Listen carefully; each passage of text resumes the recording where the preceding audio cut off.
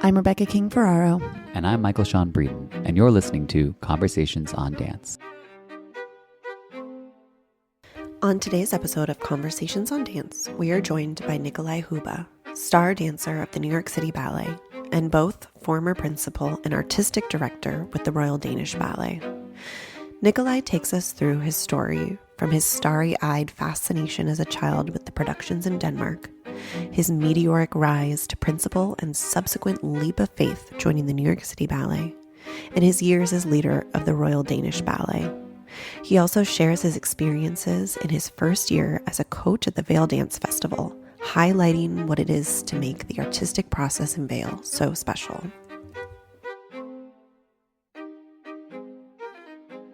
Nikolaj, thank you so much for joining us today. Between your rehearsals, you're kind of dashing all over the Vail Dance Festival, but we're so glad you took time to sit and chat with us. You're very welcome. We've been having breakfast with you while we've been here. It's been so fun. Lots of bacon. Lots of bacon. And immediately I told Michael, I was like, we got to ask him to be on the pod. There's going to be so much to talk about. So we just want to start at the beginning. Tell us how you first got interested in dance. My parents took me, my mom and dad took me to the Nutcracker, and I was about 5 years old. And it was at the old stage in Copenhagen, in Denmark, at the old theater, which is very, very beautiful. The front curtain is the Acropolis, and the ceiling of the theater is the nine muses. And it is architecturally, it's 1875. It's a very, very ornate and beautiful theater. And the theater itself, I fell in love with. Yeah. Just that. Theater. Huh? Then the orchestra is tuning, and then all the lights come down. And then that music comes from the pit, and it's already like, whoa, out of this world. Then the curtain went up, and there was this story, the Nutcracker, which is, of course, it's not a fairy tale, but it is it's fanciful. It is a fairy tale. It's a dream, and that other world, I was like enthralled. I thought, I have to get up there. I have to get into that world. I must go in there. I'm presuming there were children in that production. And there were children in it, and there were and the weird thing is there all these dancers and the costumes and the light and the tricks. At one point, there was a mouse that came out up the trapdoor of the floor. There was a huge walnut shell that Clara and the prince fly away from the snow landscape, And so it was so, these old sort of theater tricks or the scenery, I thought they flew. They really flew. Sure. Like, but makes you believe all of it. Right? Yeah. Yeah. It, and I had to be a part of it. That because it was the other world. It was more real than my humdrum life. And I think also I maybe also have had some kind of predestined inclination or whatever you call it. Because I was always in kindergarten, I was always about let's play now we say that as if and then you dressed up like, I don't know, an animal or this or that, always like being somebody else, taking on a new persona. Yeah, exactly. Yeah. So what was your entry point into ballet? Like, what was your first ballet class like, and how from there did you proceed training-wise? So both my parents were academic. My dad is a doctor. He's retired. My mom was a teacher. The whole family is from academics. So they were a little bit like, I was like, I have to go into the Royal Danish Ballet School. I must be there. I have to apply. I want to go in there. And a little bit like, well, if you fail, if you don't make it as a dancer, that's not Not because they had anything against the art form, but they thought this is so unlikely that this kid will make it. I mean, it's like 1 out of 100. Right. But then a friend of my sister's, whose mom was a ballet teacher, she was actually Birgit Kullberg's Miss Julie. She was the original Miss Julie. Elsa Marianne von Rosen, she was a big Swedish ballerina. She had a little studio in Copenhagen, and her daughter knew my sister, and she said, why don't you send him to my mother? And so I went there for a couple of months, and she and the head of the school, of the Royal Danish Ballet School, they filled out this form, and they said, go home, show your parents this. We'll see you on Sunday, the 16th of April, for the audition. My dad was like, are you crazy? You can't just, that's the only thing he wants. That's what he should do. He's talented. You have to. This was just after a few months. Yeah. So I did. I came in. I was accepted to my parents relented. Okay, all right, if this is his big wish. And so, and then I entered the school. While you're at the school, did you take to it right away? Were you a big bunhead? I know you're a bunhead now. But like in those early years, did you? No, I was not down there. I don't think I understood anything. I remember people in my kids in my class, my what do you call it, contemporaries? Your peers. My peers. They were this one has such good technique. This has strong technique, and this one has big jump, and this one can. I was completely oblivious. I didn't. I don't think I knew right from left. But what I loved was this thing of to go to in Denmark. It's you have the ballet school and the academic school. It's under one roof, and to go to the academic school, we had to go through the prop department. There was one room which was only shields and spears and armor, like tapestry, like wall to wall. Yeah. The next was glasses. The next was paintings, like painting for this play, for that opera, it was ridiculous. That to me, costumes, that whole atmosphere, the theater, all these things, and then in the evening they put together all these components, and boom, worlds. Yeah. That to me was astounding. So this thing, it's just something we're playing. We just, that to me, my what do you call it? It appealed to my fantasy, to my imagination. Right. So how often were you going to see the ballet at night? Were you going every single chance you could get as a student? Yeah. Yeah. So you just get lost in these worlds, and Completely. Well, at what point did techniques sort of start to become more of a focus? I think when I think around puberty, like 12, 13, 14, something like that. Did you have a teacher that kind of made that click for you in particular? I think I had actually. The first one that made that click was a wonderful, wonderful teacher. Unfortunately, he's dead now. He was a great dancer. Niels Kalet was a wonderful teacher, very musical. He himself had an enormous jump. Was very famous with his beats, and great Bonneville dancer also. I think he was the first one where okay, all right, there's actually a technique to this. Right. And, if you jump up and beat one time, then you can also jump up and beat twice and 3 times. And okay, and how do you, Right. and keep your hips down in pirouette and like go on a high relevé. And then like all of a sudden it sort of dawned on me. Yeah.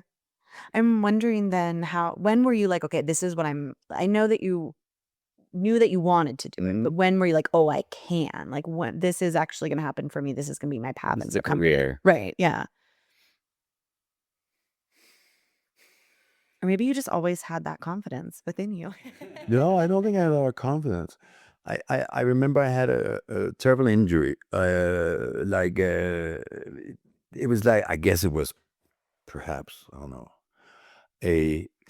it was like I had some cartilage around my Achilles tendon as a Osteogono. 6. Is it the extra bone in your? No, it was not. Oh, no, it's that one.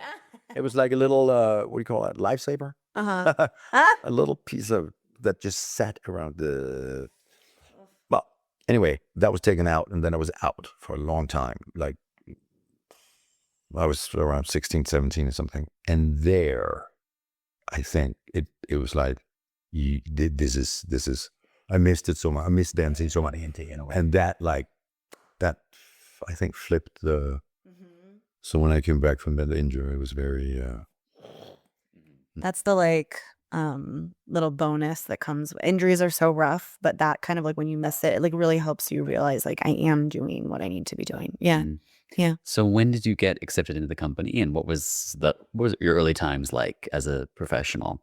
I was 18 when I came into the company, and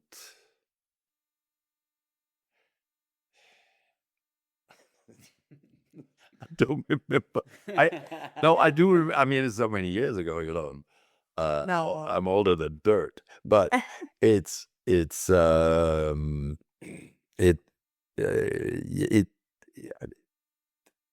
I think I was like. I was a little out to lunch, I was a little. I was better When you're 18. I don't think I was an airhead, but I was just. You get into a company, you're a kid, you're a little bit lost, you're a little bit like, until somebody said, "Oh, he's talented. He has to do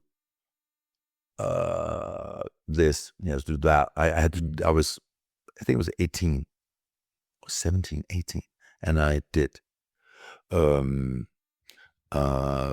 Napoli Pedicis. And and the variation, the second male variation of the Pedicis, and it the two ladies on my side, that it's it's two peditoires. The Pedicis starts with two peditoires, crossing the stage, and one of the ladies that I had to dance with, I think, was like 42. The other one was like 38. They are always like with these, and all of a sudden I have to, I gotta step it up.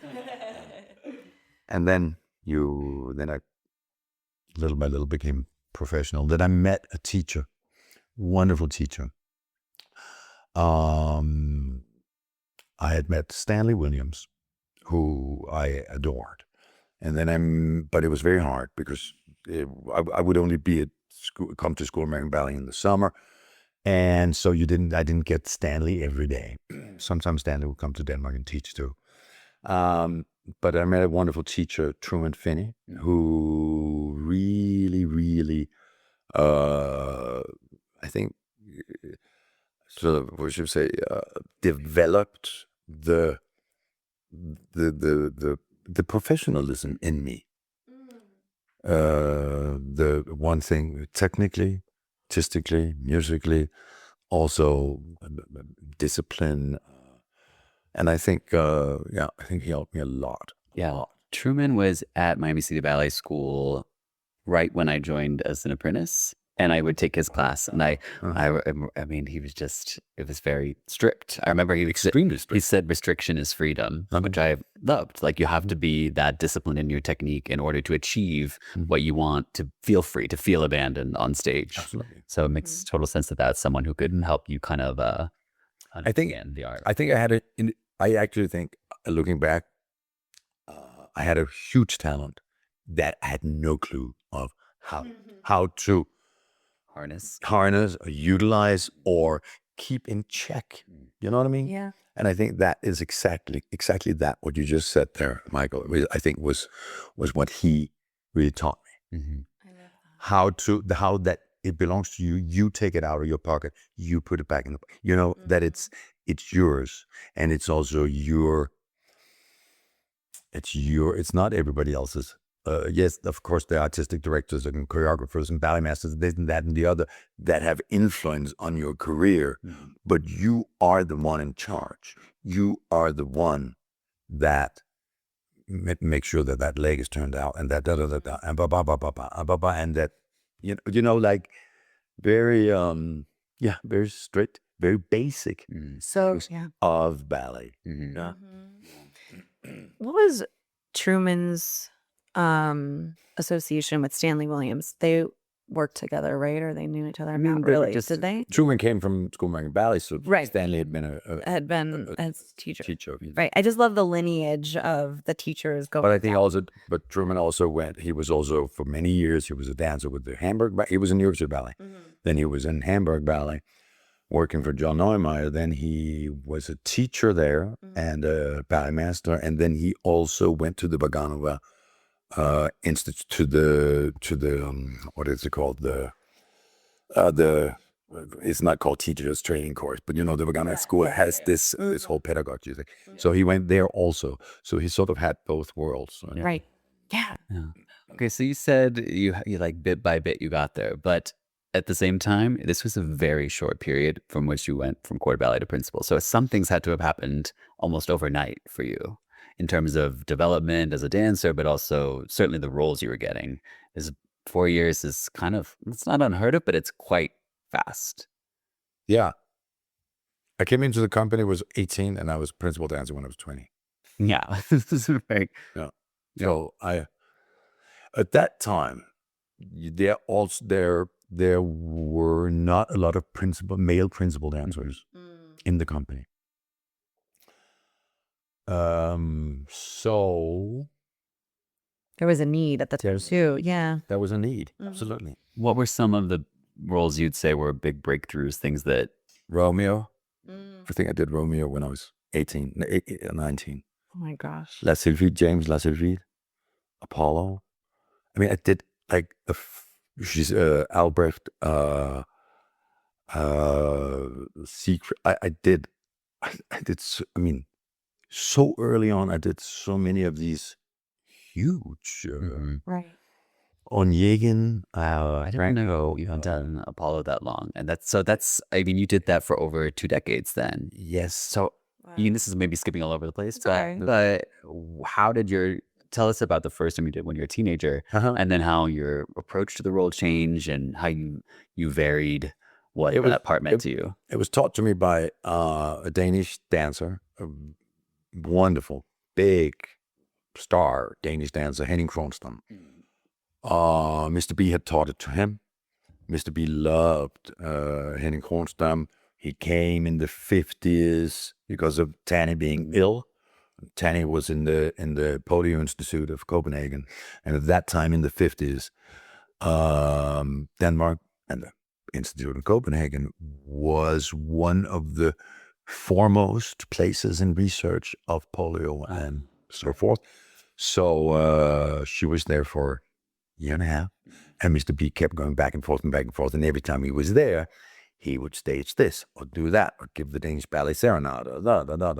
So he formed a very, very good, a very dense relationship with the Danish Ballet. And he then staged Apollo and had put Henning in it. And later on, Henning would do all of these Bavarian ballets. Henning was then taught it to Peter Martins, and so on and so forth. So there is a lineage in that. And he first taught me Apollo.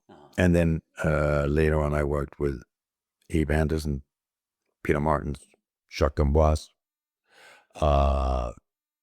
Eddie. I work with a lot of people on it. Avery. Yeah. Well, it's fun to hear, because when I was at the school, you were doing that ballet every season, and I can see all those influences in you. I think it's easy for people to either do like Golden God, like the Peter style, or like Rascal, Jacques D'Amboise or Eddie, but you kind of managed to find a way to forge both into your interpretation. But I think that was also because there is both in me. Yeah. There is both, there is both I don't know if I'm a Greek god, but I think there's a certain maybe from my, I don't know, my Bonneville background. I have no idea.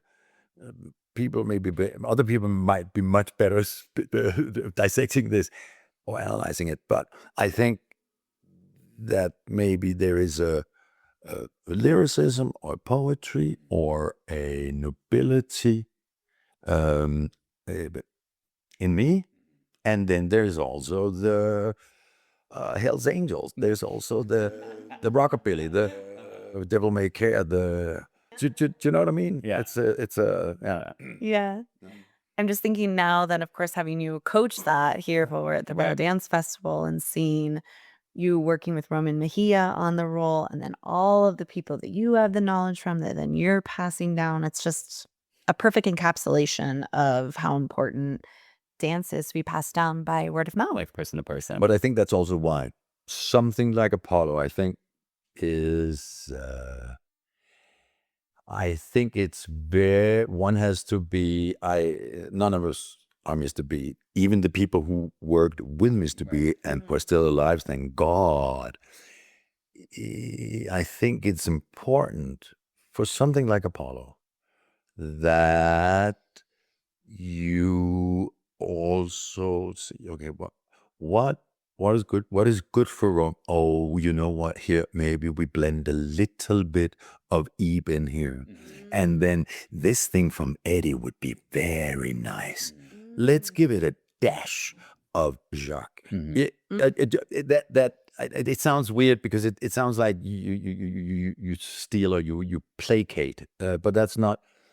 I think it's important that somebody like Roman or another Apollo that one, that one somehow has Roman should never do it like I did it. Yeah. It's never. Right. It would be awful. Right. Never like a complete copy of Eddie, a complete copy of Peter. Yeah. It would not be True to him. No. So it's like, what looks good on him and what is the step? There are certain interpretations in Apollo of the same step. For instance, the measuring and in the beginning when he measures up against the lute and jumps. Does he jump and land parallel? Does he jump and land in a beautiful fourth position? Where is it? And that's really, if you work with people, what does he think? What is somebody like Roman think himself? What looks good on him? Yeah. What if it gets too, like I said before, too rock and roll, it gets too much. Yeah. So maybe that thing should be elongated. And it's a very and then there's also, of course, the music. Because the music in any Bauhaus ballet tells you so much, Yeah. I love it. It feels like Balanchine was so fond of these analogies, like I'm a chef or I'm a gardener. And, it's like, it feels like you're like making something in the kitchen with this. Like you're just peppering in a little bit of each person, but while ensuring that the main ingredient is, of course, the dancer that you're present with. Well, I love that too, because I think there's a lot of times where we'll hear, oh, well, what was this video? Like we have to stay true to this version from this year, whatever. And then, I think there's something absolutely right in this, and then take it with a grain of salt. Right. It because it's living entities in front of you. Yeah. That's right. Yeah. Yeah. I wanted to go back to Henning for a second because he was a very noted poet in Sonambula, as were you. And I'm wondering if you got to work with him on that ballet. No. Allegra Kent, Victor Castelli. That's not too bad. Yeah. No, they were wonderful. They were wonderful. They were, wonderful. And again, I think by that time when I did the poet, I didn't do it, and then my first poet was in New York City Ballet. And I think by that time I had done so much nobility. I had done so many princes and gods and this and that I had what Suzanne Fowler calls I had a bag of tricks. That sounds very superficial, but I had a bag of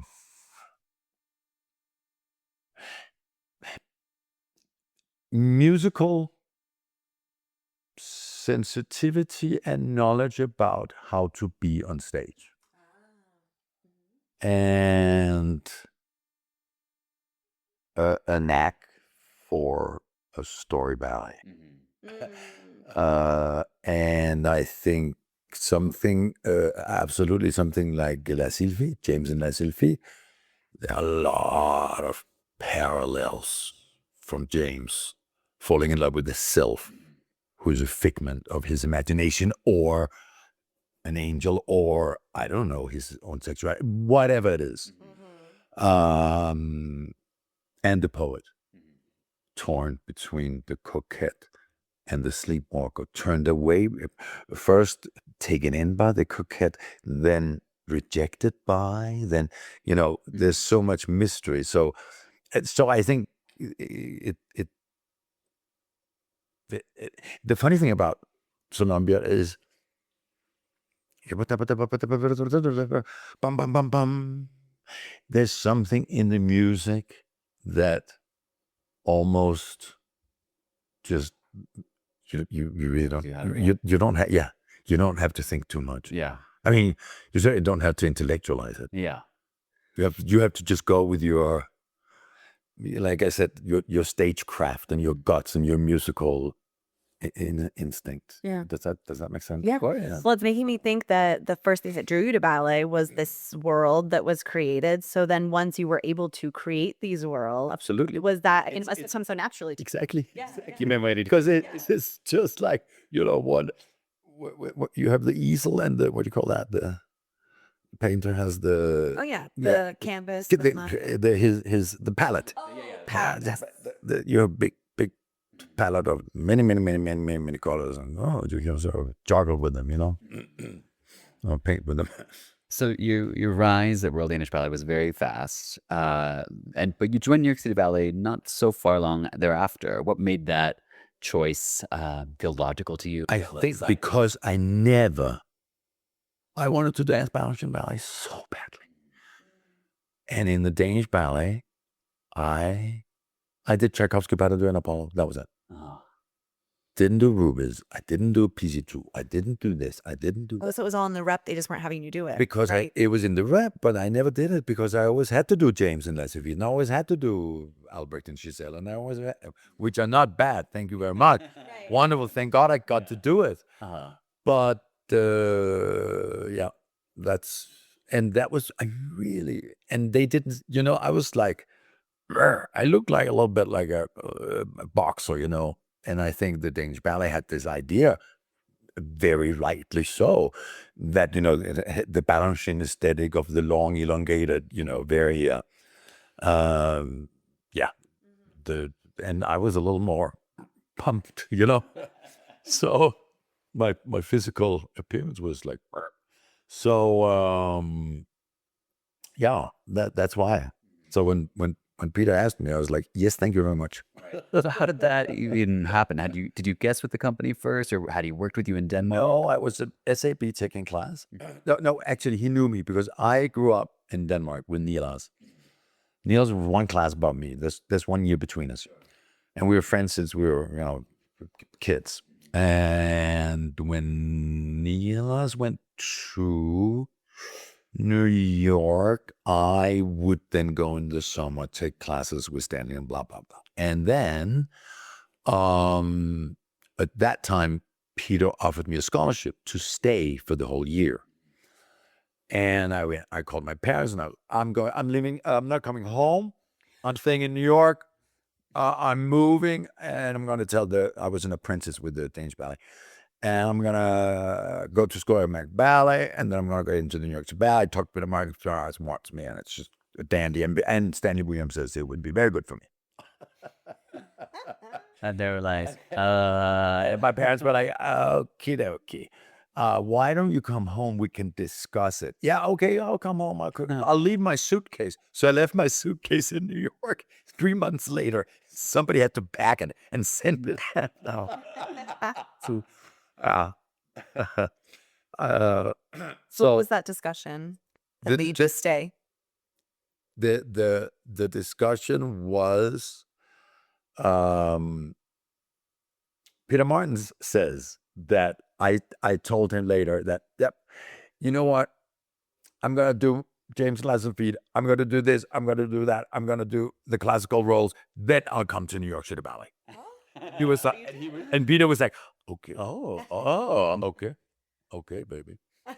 Well, that's what happened. And so, Well, so that part of your career under your belt before. so when I was 23, I was again taking classes at SAB, and Peter came up and he said, you know, I saw you in this and this in Denmark, and I think you're a wonderful dancer. And yeah, and that was it. So what was the first year like? Did you feel like there was an adjustment to the style of the ballet you were dancing? One thing was the style, another thing was the pace, the many ballets, the many choreographies, the pace, the energy, the drive, it was overwhelming. Yeah.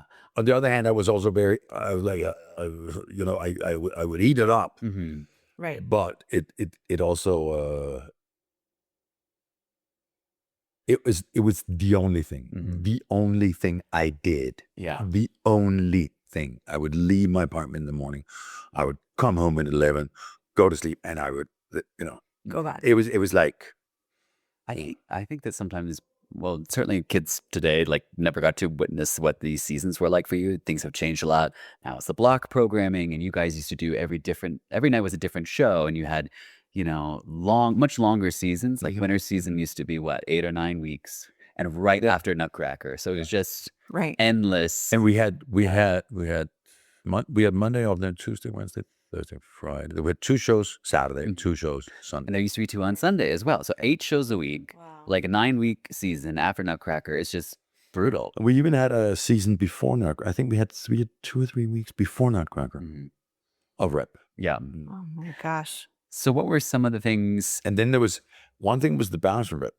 Then there was Peter choreographing. And Peter liked me as a dancer, so he choreographed a hell of a lot of ballets on me. Then there was Jerry. Jerry liked me. So I was thrown into a lot of Jerry's stuff. So it was, I had a lot on my plate. Yeah. What were some of the things you felt like in the beginning anchored you? Maybe working with Jerry or having the acknowledgement of your director saying, I want you for a new work. That's a pretty big. Yeah. I think Peter anchored me a lot. Yeah. Actually. He was extremely nice to me. And very supportive, very generous. Generous. And I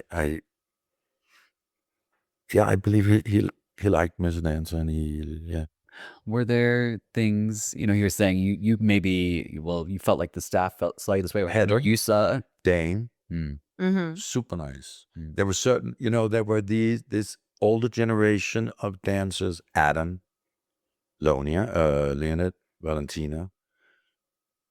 Like Dame and I and Peter Ball were like the 3 young, principal men.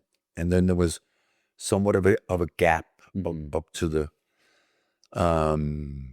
Judy Fugate, Lourdes. There were a lot of wonderful ladies that I think that also, as a dancer, took care of me.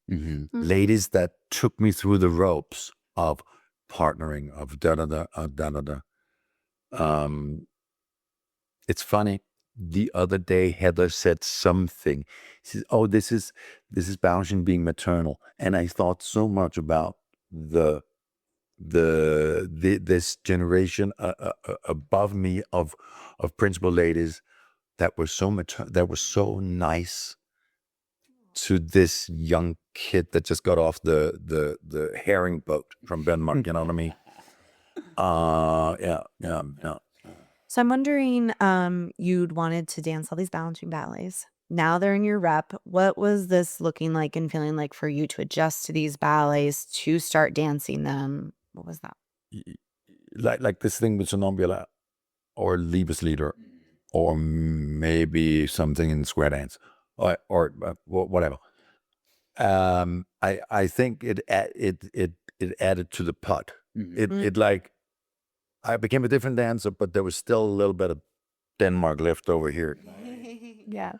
So I think it broadened me. It broadened my scope. I also got to work with a ton of other choreographers there, because of Peter's insistence on new work, new choreography.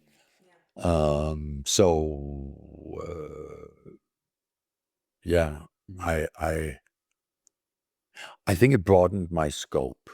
I think it how other people must say, but I think it I think it made me better. At one point, however, because entering New York City Ballet, when you want it so much, you want so much to be. We do City Ballet. We do this. We do this. No. We hold it on like this. No. So I remember at one point I was very. I became a little bit dogmatic as a dancer. I was very like, yes, I was very like this. There's only one thing. There's only one God, and there's only one path. And that, as I got older, loosened. Thank God. Do you know what I mean? Yeah. But I think that was also because I wanted it so much. I desired it so much that the toe could not go there. The toe has to go in the middle of the foot, and that heel is front and the toe back. And I still believe that that's how it should be. That's just absolutely correct. But they are beautiful Russian dancers. They are exquisite British dancers, and some amazing French dancers. I like that we put so last. Schooling. Yeah. Yeah. When you're adding this balance to your repertoire, is there, like, in the early years, did it take time, or were you given things right away? Like, were you given the opportunity to make debuts left and right? Yeah, left and right. Yeah. Like left and right and left and right and up and down and just down and Was that overwhelming, or did you take to it? I took to it. Like a fish takes the water, but a duck takes the water. But I after a year or something, I was a little like, I think I learned 58 ballets in a year, and I performed 45. Yeah. That's some ridiculous. Yeah. Right. There's certain things I've only done once. Like what? And I can't even remember. The one and dones, we call them. Yeah. I know there is something I've only done once. I feel like we were talking to Unity today about this time where she got thrown into PC2 in the middle of a performance. And I feel like that doesn't happen so much anymore, but definitely in your era where there was so much demand and they were constantly rotating repertoire, there must be stories where Heather and I were talking. Heather taught me and Monique Meunier Agon Pas de deux. Mm-hmm. So I knew the pas de deux. Mm-hmm. In the morning, one morning, Rosemary calls and goes, I can't remember who was out. I don't know. Somebody, you have to do Agon tonight. I say, I only know the pas de deux. She goes, yes, I'll teach you the opening and the close. Oof. And I was such a slow learner. I was an idiot. Rosie hated. No, she didn't hate me. She didn't hate me, but I know she liked. She thought I was a nice dancer. So that I know. And she liked when I jumped up and down. But she did not like that I was so goddamn slow. I was like, this is my left hand, this is my right. I was not, and then that way I was not, the smart American. I think American dancers are so, in that respect, they're like so quick. I was slow, man. Oh, yeah. But you did act on that night. It happened. I did it. Jock did the pas de trois. No, Jock did the pas de trois that evening, and he said, "You stand you know when you're in the line, way up against and you turn around." He said, "Stand He said, "You stand a little ahead of me." So when we turn around, Jock would be right there in front of me, just like that. I was like, keep your eye on Jock. Yeah. It's a follow. And something that it's not that I took for granted, but didn't necessarily consider, because I had you at School American Ballet, but we had these amazing teachers who were all having full-time careers. You taught Damien, of course, Peter Bowl, and Jock. How did the teaching, it was come up a little bit, but how did you manage doing both? I was 22, 23, I can't remember. And Vivi Flint, who was a Danish dancer, she was the wife of Flemming Flint, who was an artistic director at one point of the Danish Ballet. She had a big summer course, and she said, "You have to teach. You have to start teaching now. You have an interest in other people. I have seen you in the studio when you, just with your peers, with your colleagues, you have a point of view about how things should be done, I think you could be a teacher." Oh, okay. So I did that. And a year later, Peter said, "Didn't you do something? Didn't we? I heard something." I said, "Yeah." And he said, "You should go teach at the school." Stanley had to have a cataract. Cataract surgery. Yeah. And so I taught for him for 2-3 weeks. And then I was subbing. I did, right. Yeah. And then when Stanley died, Peter Bowl and I went in there and, on the faculty. And then, So this was like right at the beginning. I was like, not that far out. 25, 26. I came to the company when I was 24. So it was pretty early. And Kay said, we have to have him for teaching Portobello. Kay liked my arms. And so Peter said, "Well, you should go to the school and you should teach Portobello." Did he give you any direction in terms of like, I want you to teach a Bournonville class? Or it was like, Yeah, but that was the idea, right? Yeah, not really. I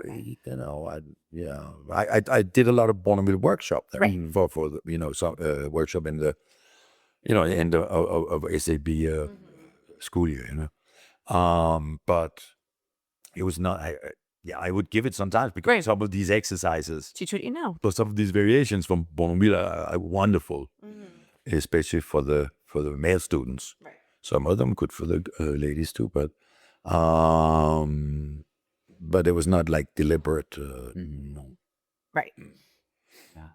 So, But I loved it. I loved having both, and I think also that thing of broadening. I think when I started teaching, I think I became better dancer. better dancer. You always hear that, but it's true. It's true. Well, you just have to think in a different way, right? Because you have to explain using words and ideas to students what to do, and then that kind of helps you think of it in a different way. Yeah. Mhm. And you're like, well, I do this, da da da da da da. Yeah. But that body is 2 heads taller, and the legs start where your armpits are. So, maybe you have to, okie dokie, what is it that I'm actually? How do I translate that to a body like that, or to this, or to that, or do you know what I mean? Yeah. Yeah. So, what made you decide that you were ready for the next phase of your life, to retire from the stage and ultimately take a directorship? The thing of, I never wanted to be a director, but I Really? always wanted to produce, stage, Mm-hmm. uh, Coach. You go there, you go there. Coach, teach, and also that thing of working in a theater. And now I beg to put before you. And then the curtain goes up. That I loved. So I think that, and then I also felt, they sound very altruistic and selfless, but nevertheless, it's true. I felt that I knew so much and that I had so much in my bag that when the position of the Royal Danish Ballet came up, I thought, I can make a difference. It is your obligation to go and teach and show and give and be generous and be, it's a little bit, you gotta get back to the community. Yeah. So true. It's a little bit like this here, Yeah. which I love.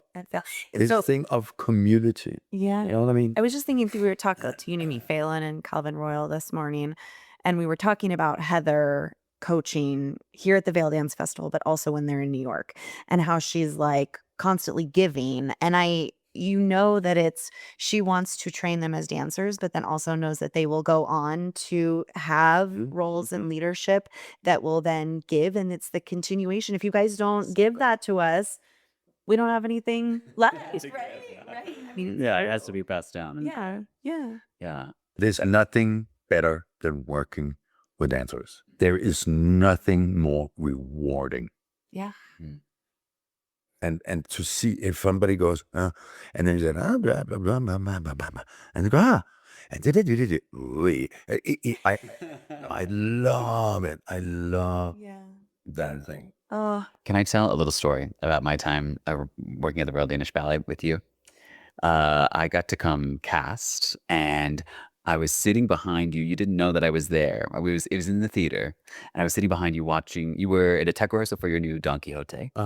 And I was listening to you off mic, and the way you talked about your dancers, each one of them as they would go on, was glowing and affectionate. And it was just so different from what you might often hear when you're with a staff of ballet masters or rehearsal directors, like, Susie Q was so off her luck today and it was just awful. And like, I told her not to do that. Yeah. I'm just so frustrated. But you had this genuine, after you didn't know anyone was looking at you, and you had this love and excitement about being present with your dancers. So it just, you absolutely put your money where your mouth is in that regard. I love those dancers. I love them. I did. I could love them so much. I love that so much. Yeah. I mean, maybe let's talk a little bit about that. Like how once you're at the helm, what were some ways at the beginning that you were thinking, this is something I want to keep and, bolster.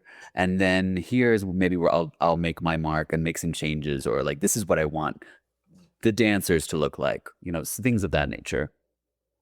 It was not so, there are certain things in the technical department, in the looks department, blah, blah, blah. Less important. For me, it was that the Danish Ballet, 200 and I don't know how many years old, world famous, many accolades have been written and said about this, the traditional Bournonville, that can produce in a very small country, far away removed in the Northern Europe, that can produce something wonderful, and one can also produce something complacent.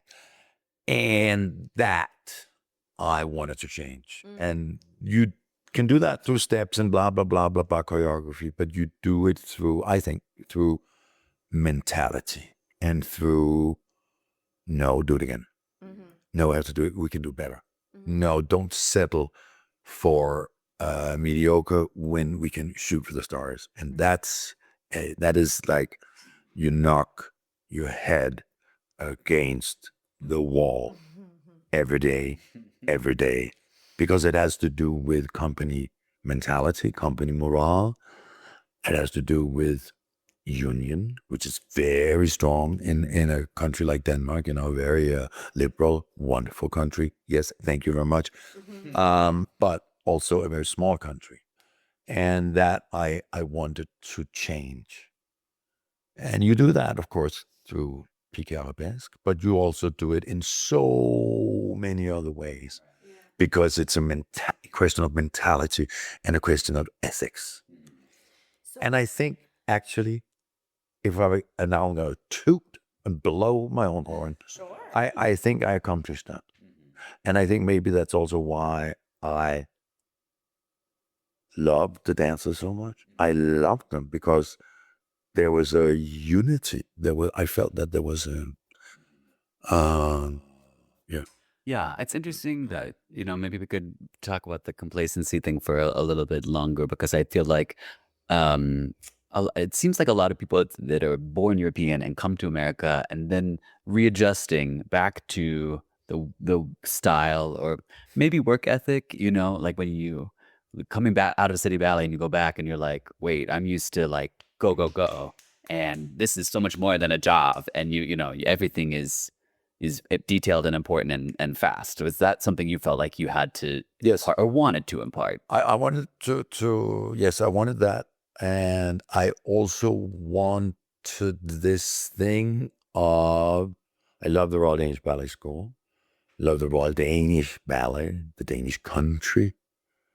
I wanted other dancers, and I love Danish dancers. I love American dancers. I love French dancers, South American dancers, British dancers. I love talent. I love good dancers. I love talented dancers. I love dancers that have passion. Dancers who cannot help it. And so I wanted that. Ergo, I also went beyond the borders, which I got a lot of criticism for. But I thought it was important for the Danish ballet to grow, to be better, to be bigger, to be more artistic. Mm-hmm. Yeah. I'm curious how your role as artistic director would differ there from an artistic director here in the U.S. The responsibilities, how are they different?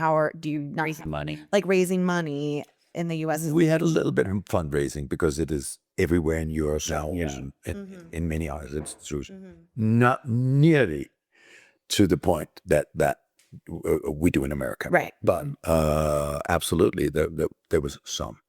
But we are state funded. The Royal Danish Ballet is state funded. I shouldn't say we anymore. I'm not there anymore. But there's so many other things because we are state funded. We are the Royal Danish Ballet is basically an extension of, it's a governmental institution. Right. So the rules and the regulation are intense. The bureaucracy is, you just want to slit your wrists. Yeah. So Different challenge. It then it gets better, and then you think, okay, now this department is for you, and then boom, some other department. It's ridiculous. Yeah. It is ridiculous. Right. You can't just Do a thing. this. You can't just, oh, I got an idea, because 10,000 departments and fractions of the house has to sign off on it. And 5 million unions have to, So in that respect, it's a very slow house. In other ways, it's a very well-operated and well-oiled machine. It is the weirdest thing. It's a little bit schizo in that respect, Right. But you should have seen him when he was a kid in the SAB. He was such a beautiful dancer. I saw him at Miami City Ballet, and it's a beautiful, beautiful dance. you make me blush. Ew. like the epitome of a student. She's the quintessential student. Love. Plus, because I would go to the ballet 7 nights a week, and I would watch Nikolaj and Peter Boll, and they would often trade off in roles, like Apollo and Square has. And so I just, you have to be a mimic. Yeah. And so I just see what you guys did well, and I try to put that on my body. And that's, I think, But every good student does. Okay, so back to Royal Danish Ballet. You were there as a director for 16 years, which is a long time compared to what was happening in the 90s and a little bit after that. There's often a lot of turnover. So you must have unlocked something magical to make that directorship work. Yeah, I think I also took a lot of battles. Hmm. And I have I think I have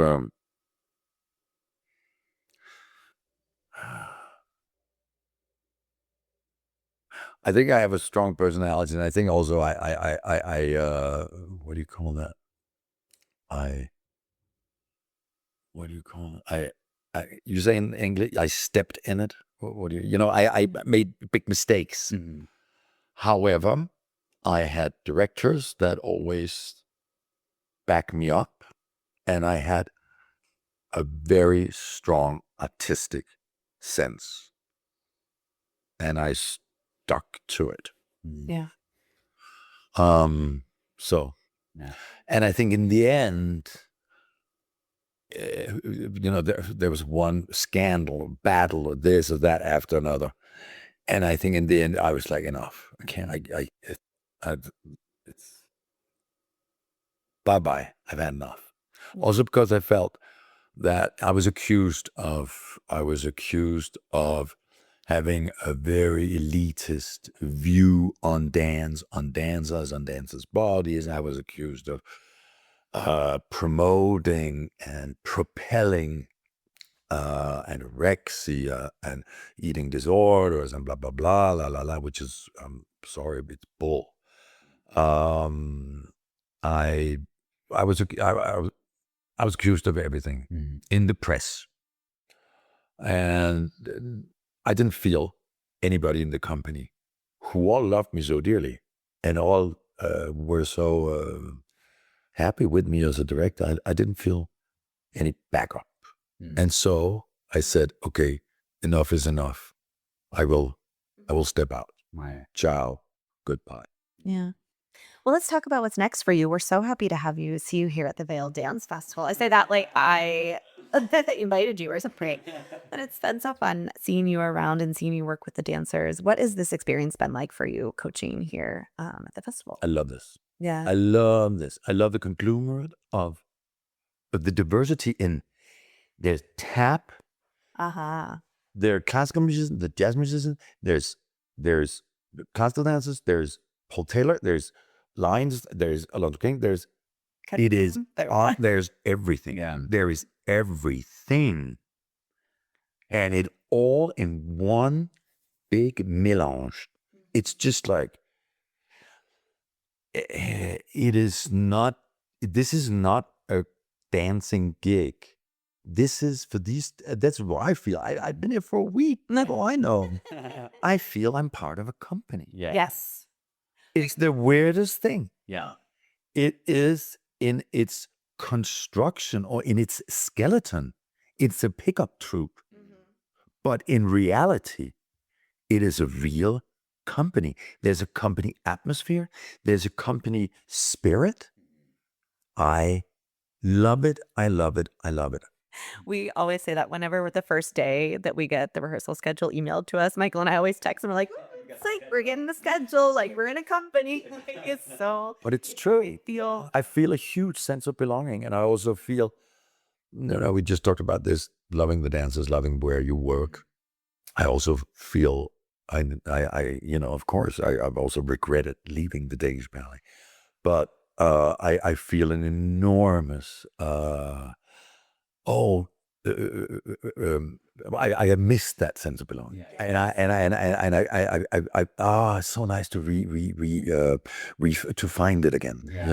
To experience this again. I feel like, and also because of somebody like Michael or Heather or Dane or I was telling Tronar yesterday. I said, I taught a lot of these people.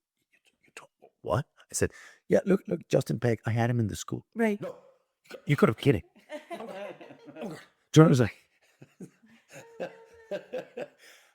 so there's so many old roots Yeah. in this for me too. That makes it that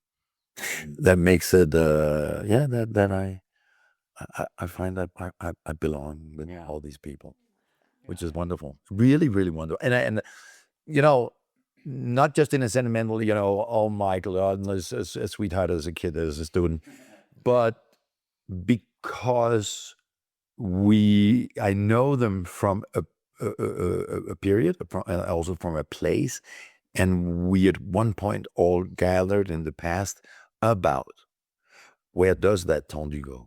What is this step? Listen to the Tchaikovsky here. And Stravinsky says this here. That is also why there's a common ground and to me a family sensation. I know, it's just like when you're not in the ballet, I don't know, for me, not being in the ballet world anymore, just like having that feeling of like, let's all talk about Tom It's like, let's talk about ballet. Like, it just feels like you feel like you're with your people. I had a boyfriend when I was very young, and he said, and I said, oh, we're going to this party, and he said, oh, no, I can't. What? Come on, no, I cannot go to yet another party where you sit around you sit on the couch and the chair and you talk about a calf muscle for half an hour and somebody's arch and like the toe of you gotta get a scope. It's literally all we used to do. Yeah. And drink wine. Listen, come on. What do actors talk about? Yeah. What do musicians talk about? Yeah. Thank you. What do opera singers talk about? I know. And I always hated in interviews when people would say, yeah, we have a strict no ballet rule at home. This is for, I was like, okay, well then why are you doing it? Good for you. Yeah. I did understand my boyfriend at that time. Because maybe it was a bit too much. I thought you were at that point, you were like, this is where we're breaking it off. If you're not then talking about ballet, it's over. Yeah, but I think it just seems like Vail is such a perfect place for you now. Like you love ballet so much, and you to put the bureaucratic side of things aside and just focus on what you said before, your generosity, and you have so much to offer, and to just be able to give that to the dancers, I think it's such a gift, certainly to the festival. Mm-hmm.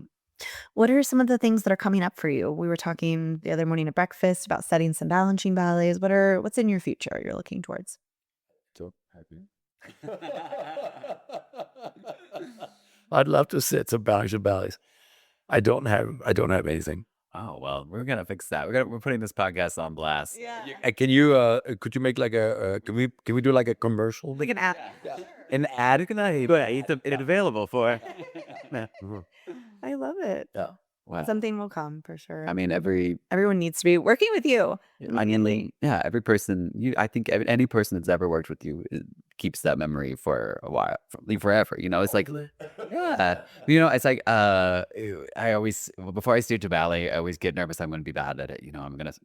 This is the dancer thing. Like, oh, wait, I don't know it well enough, and then people will be like Michael, like how many teachers or like stagers do you actually think about positively? And I'm like, oh, like 5. It's like Susie, Nikolaj. No, but you know what I mean. There's so many examples of people who are just don't have the passion or like give in the way that you guys did. And I think that's the most important thing. Of course, besides knowledge, is just generosity, which is what you give everyone that you work with. But I think generosity is probably my key, because what you love the most, you would want other people to love. Exactly. You want to. Now I'm so in love with this. No. Can you see? Please. Yeah. Please fall in love with it. Please. Yeah. So you stick it down the throat. Yeah. Well, and that's also what makes a great dancer, is watching someone who's clearly just having the most fun doing what they're doing radiates. And no, and then I'm a firm. That's one thing. I'm a firm. I think one has to work hard, and one has to be concentrated, disciplined. But when you're in the studio, I think it should be fun. Yeah. You should have a good laugh. You should, Yeah, you get that, Miss Grit. You have to, you have to have a good romp sometimes, Yeah. A good, Yeah, you always made us laugh in the studio. No, it's otherwise it hurts to go on point, and you have to lift her, and your back hurts, and you have to also Right. poke the balloon and go. Yeah. Let the pressure out. Exactly. Well, thank you so much.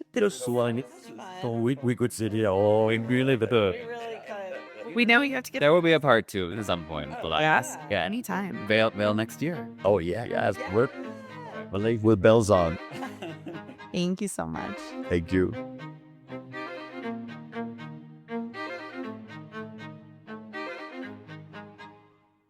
Conversations on Dance is part of the ACAST Creator Network. For more information, visit conversationsondancepod.com.